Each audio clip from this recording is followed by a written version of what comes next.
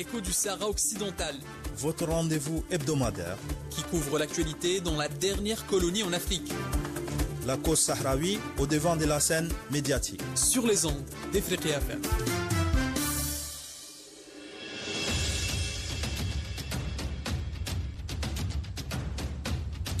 Ifriqiya FM, grand bonjour.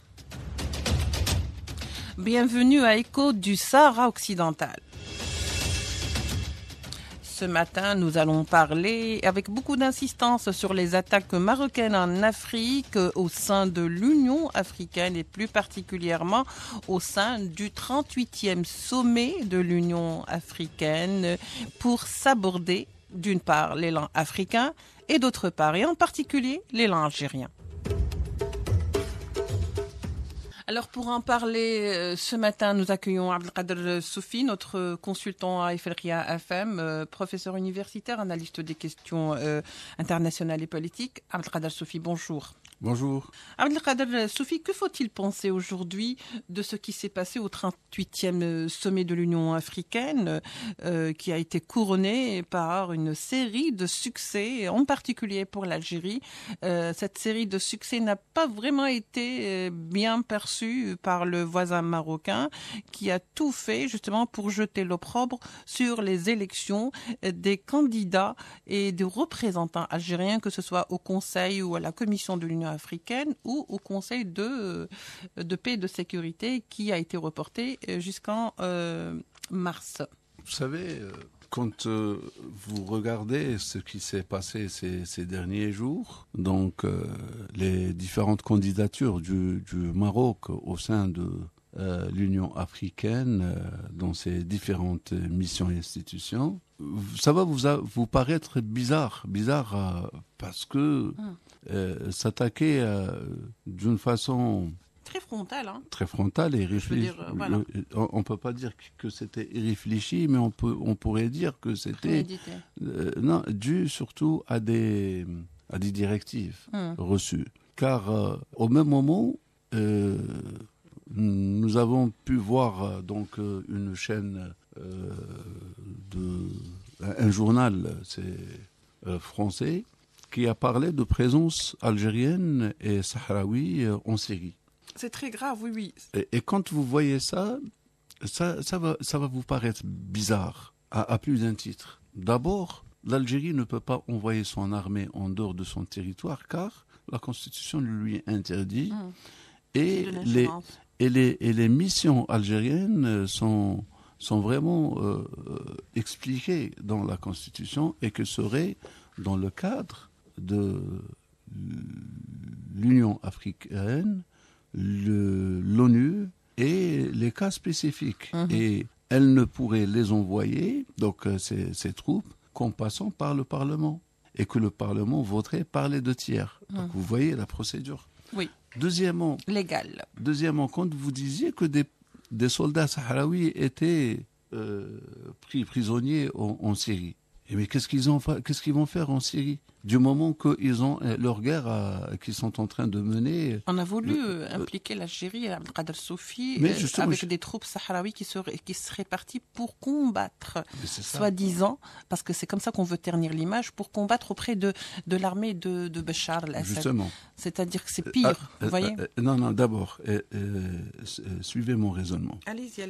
D'abord, quand on dit que des Sahraouis sont allés se battre ailleurs, ils ont leur combat ici. Exactement, à mener. Qu'est-ce qu'ils vont faire ailleurs? Donc déjà, la thèse, elle est morte. Saugrenue. Maintenant, le fait de dire que l'Algérie et les troupes du Sahara occidental vont combattre côte à côte avec l'armée syrienne de Assad, là, c'est une diffamation. Et d'ailleurs, ça a fait scandale.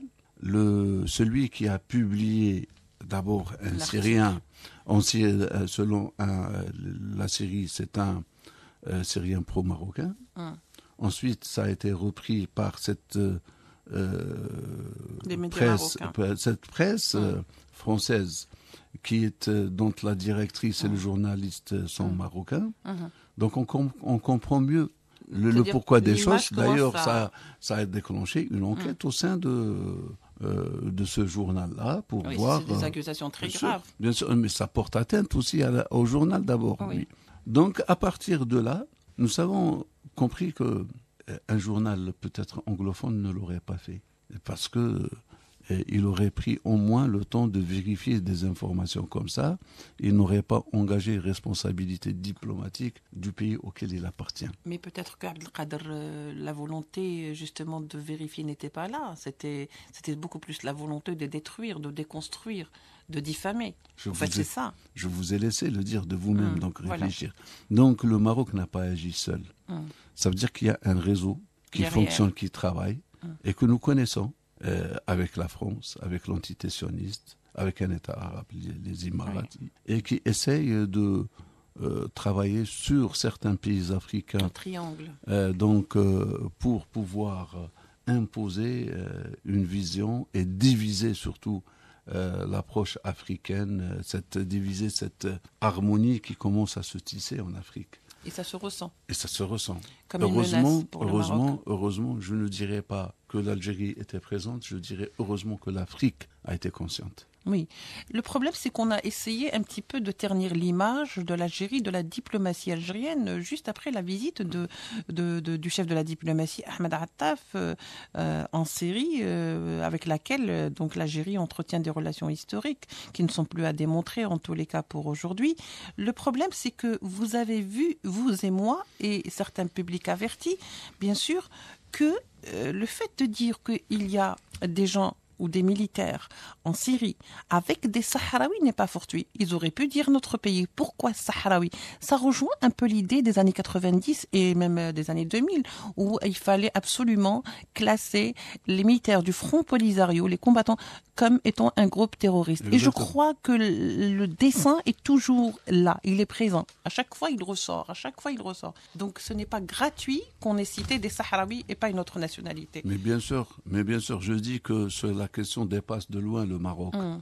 Et donc, c'est plus un travail. Bien sûr, il y a tout un plan qui est placé, qui est mis en place par un réseau international qui regroupe des États, des organisations et tout. Mais je vais vous dire une chose. La visite de Ahmed Attaf en Syrie rentre dans le cadre de la bienséance de l'Algérie avec les pays arabes. Et l'Algérie reconnaît les États, non pas les personnes. Maintenant, est-ce que vous croyez que l'Algérie a besoin de la Syrie? Qu'est-ce qu'elle attend de la Syrie qui est complètement détruite? C'est plutôt le contraire. Oui. C'est plutôt la Syrie aujourd'hui qui a besoin de l'Algérie de défendre sa position au sein le séisme dernièrement. Non, mais elle a besoin de l'Algérie au sein du Conseil de sécurité. Elle a besoin de l'Algérie au sein de la Ligue arabe qui a défendu toujours les intérêts de la Syrie. Donc, c'est quelque chose qui ne tient pas la route et qui n'a rien à voir. Dès le départ, c'est un mort-né. Bien sûr. Très bien, Abdelkader Sofi. Vous voulez rajouter quelque chose?